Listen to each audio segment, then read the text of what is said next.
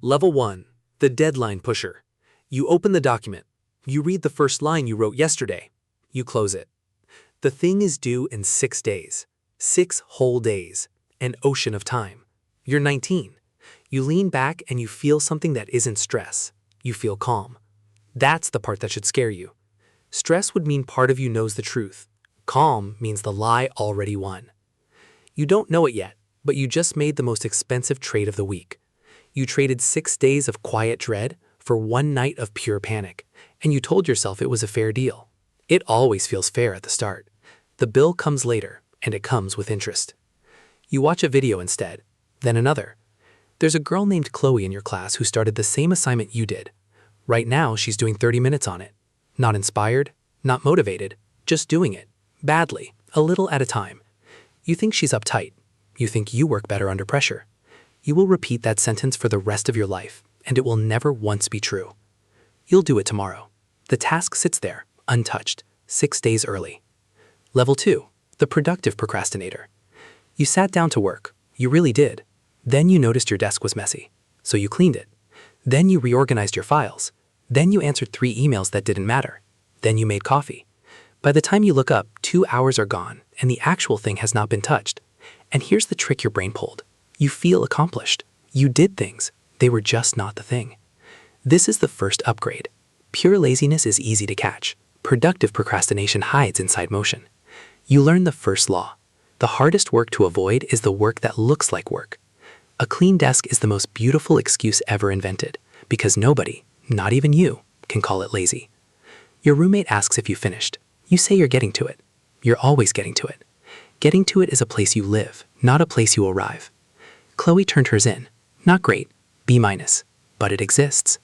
Yours is perfect and imaginary, which is the only kind of perfect you've ever made. You'll start for real tomorrow. The thing still isn't done. 1 day late. Level 3. The Planner. You discovered systems. This is the most dangerous level because it feels like the cure. You buy the planner, you watch videos on the right method. You color code, you build a schedule so beautiful that finishing it feels almost unnecessary because look how organized you are. You spend a full Saturday designing the perfect week and 0 minutes living it. You're 24 now. The thing isn't a school assignment anymore. It's a novel, a business idea, a portfolio, something that's actually yours. And you've outlined it 12 times.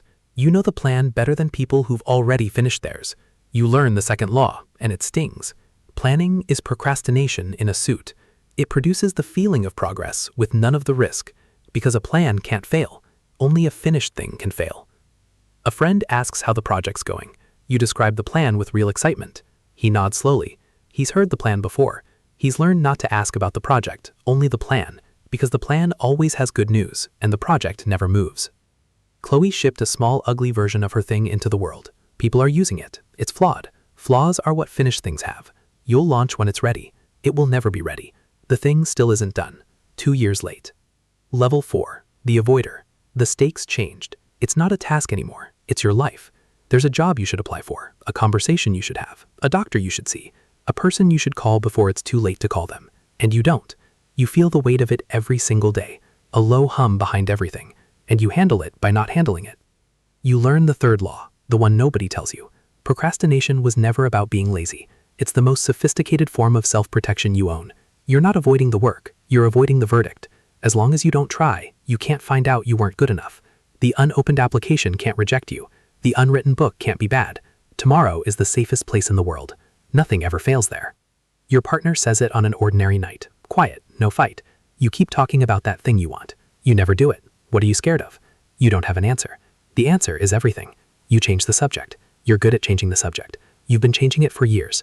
You see Chloe got promoted. You almost applied for that same role 2 years ago. You opened the application, you read the first line. You closed it. You'll get to it. The thing still isn't done. 5 years late. Level 5. The Someday Person.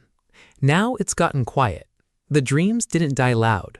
They got moved to a folder in your head called Someday, and someday has no date on it, which is the whole point. The trip you'll take someday. The body you'll get in shape someday. The thing you were put here to make. Someday, when the timing is right. You're 34. You discover the fourth law, and it's the cruelest one. You did not run out of time. You spent it. You spent it in small, invisible coins, an hour here, a Sunday there, a year that somehow happened while you were waiting to begin. No single day felt wasted. That was the trap. The waste was distributed so thin across so many days that you never once felt the moment it was happening. You meet someone from your past. They ask if you ever finished that thing you used to talk about all the time. You'd forgotten you used to talk about it all the time. You say you've been busy. You haven't been busy. You've been comfortable, which is worse, because busy ends and comfortable doesn't. Chloe failed at the thing she shipped, then built another. Then that one worked. She's not smarter than you. She just kept finding out, over and over, while you kept protecting yourself from finding out anything at all. Someday, the thing still isn't done, 11 years late. Level 6, the rationalizer. You've made peace with it. This is the level that looks like wisdom and isn't. You've built a whole philosophy around the waiting. You're not procrastinating, you're going with the flow. You're not avoiding, you're not the kind of person who needs to grind. You tell people you've learned to be present, to not chase, to let life happen. And some of that is real, and most of it is a beautiful coat you've sewn to cover the same body underneath. You learn the 5th law. The mind will build any story it needs to keep you safe, and the more intelligent you are, the better the story sounds. The smartest people don't beat procrastination. They construct the most convincing reasons to keep doing it. Your excuses got promoted from teenage to philosophical, but they're the same excuses wearing better clothes.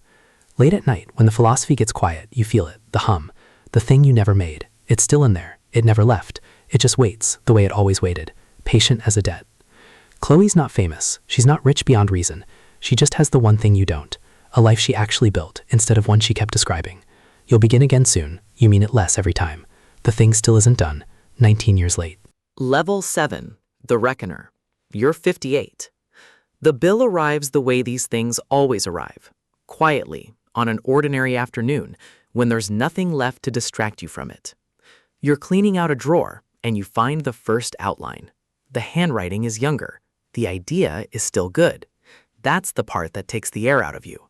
The idea was never the problem. You were never the problem. You were always capable. You just kept choosing the safe place over the real one 10,000 times, until the choosing became who you were.